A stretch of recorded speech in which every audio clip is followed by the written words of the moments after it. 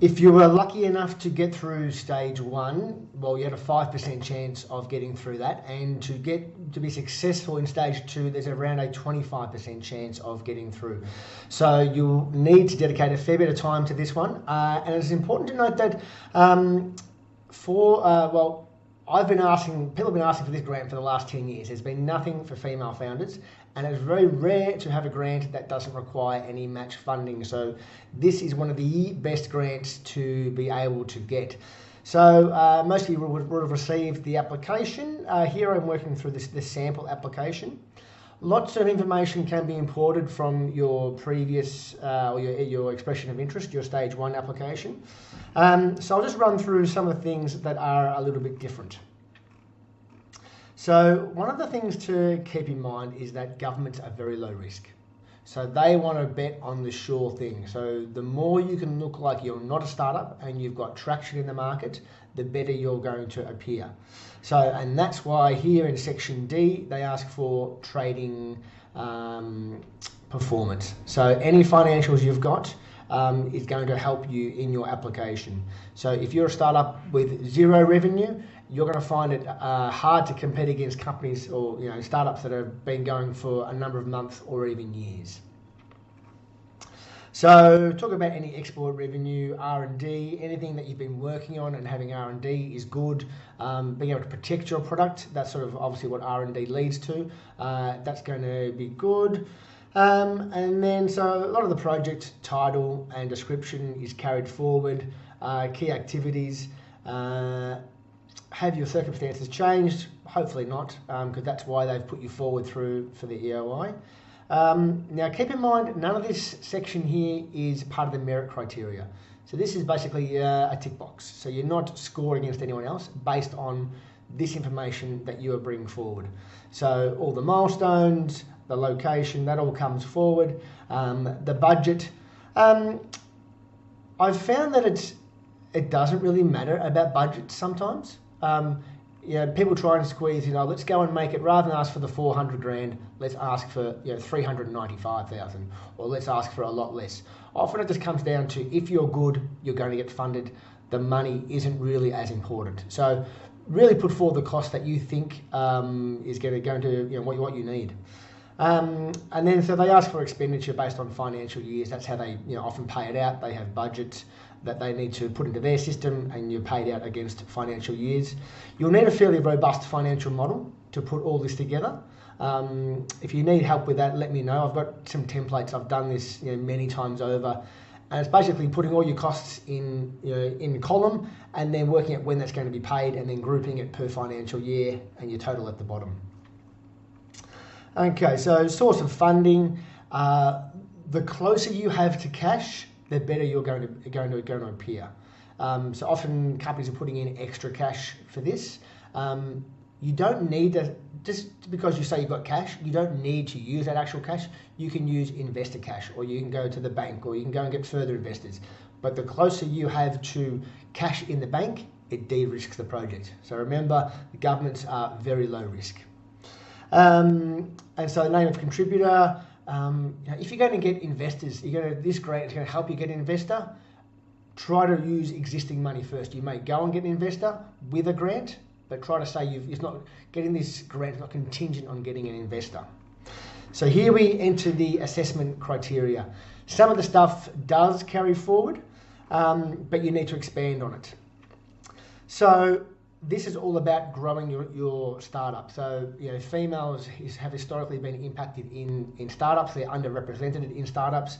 So this is all about boosting female startups. So how is this money going to help you become sustainable, help you grow your startup?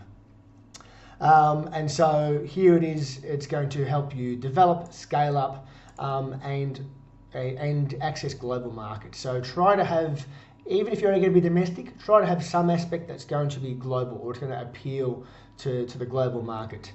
And then benefits to Australia, your region and community. So this is worth 40%. So as you can see, 40% for criterion 1, 30 and 30. So this is the most important section.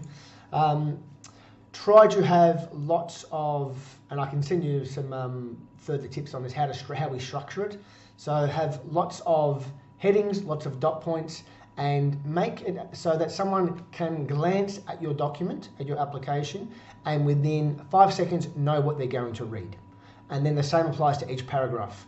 That they know they read the title and they could glance at some dot points and they know what they're going to read in that paragraph. So each time they read a little bit further, they know what they're going to expect. When I see 2 pages, slabs of text, I'm not anticipating or I'm not expecting what I'm going to be getting from this. So the more you can make it easier for a reader to, here's the point that you want to make, and then here's the evidence below it. Just make it very simple. I've got some tips.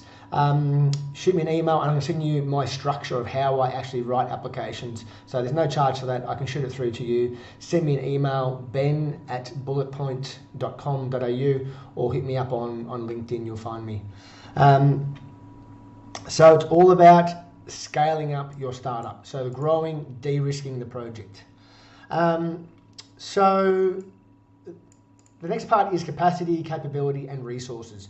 So you need to look low risk. You need to look like you've done this before and you are shovel ready. So teams, qualifications. While your business may not have launched or you may not be successful in your sales, in what you've had so far, leverage off your experience. Show that you have done commercialization before. Show that you have, got some startup or business experience, or you know how to run a business. That's what they're looking for. Any sort of track record in startups, managing similar projects, and include a business plan, revenue model. What I like to do in my grant applications is here's my financial model. So from the history, so from the last 1 to 2 or 3 years, whatever you've got, and then show what you're projecting without the project. So you might have a 10% growth every year, but then with the project, you might get an incremental 5% or 20 or 30 or 40%, and you show that little bit of difference, and then you can package that up over 5 years. So if you said, okay, with the project, we'll just grow small amounts and maybe in Australia, but with the grant, we're going to get to the export market, and over 5 years, our net profits in that time is going to be $1 million. So therefore, if the government invests $400,000 in you, they're going to see a return of $1 million. So that's sort of how you quantify the return on investment to the government. So put in some attachments in this. So a little trick that I like to do for attachments is just repackage up what you've got in the grant application. Just make it look pretty. A lot of time I've got grants by just saying the same information in the business plan. The business plan is often a tick box and it's judged by weight. So the more information you've got in the business plan, the better it's going to be. Put in your customer acquisition. How are you going to find your clients? The more you can de-risk this and have clients signed up, or people that want it. So go out to the market now. If you've got a Facebook group or you've got Instagram profile, go out to them now and ask them who's interested in this product. So de-risk it, line all your ducks up so that you can do something when you get this money. Put together a simple Gantt chart. So what's going to happen at each step along the project. That should be another attachment. Risks. So never say there's no risks in this project, but look up. There's standard risk management plans that you can download and populate that 1 to 2 pages. So once again, based on weight. So look at every risk that what happens if you don't get the money, or you don't get the investor, or you don't find the market, or you can't get overseas, or COVID. So just go and list every possible risk that there may be, and say how you're going to combat that. The more you put in, the more that you've addressed, the less risky you look. And then you want to get to a sustainable self-funding model. So make sure that you have you're making profit and not relying on future investors down the track. You want to be turning over money or being profit very soon. If you show you've got another 5 years of $1-2 million, in loss, they're going to ask, well, is this company really sustainable? Are they going to get more money? It's unlikely. They want to see a quick return. They want to come in and cut the ribbon and say, great success, female founder. ScoMo is going to come out and go, job well done. So that's what they want. Impact of grant funding. So whether your project will go ahead without the grant. In a lot of times, you will go ahead without the grant because you might get other funding. So what I like to talk about here is you would do it at a slower pace, or you might only go to Australia, or you wouldn't hire as many people. So find out some reasons what would happen if you didn't go ahead with the grant or you didn't get extra finance. And then talk about with the grant how you're going to grow astronomically, and an extra 20% growth. You're going to go overseas, you're going to bring out the second and third products, you're going to have a pipeline of commercialization, whatever it may be. So there's some quick tips on how to fill out the application form.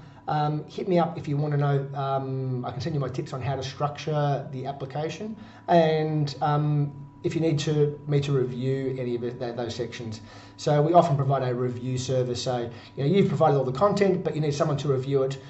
We provide feedback saying these are the gaps, and then if you need help with rewriting it, we can restructure it and find out where some of the gaps are and let you to get that. Identify what that information is and help you rewrite those sections so it does present a compelling offer for the government. I wish you luck with the application.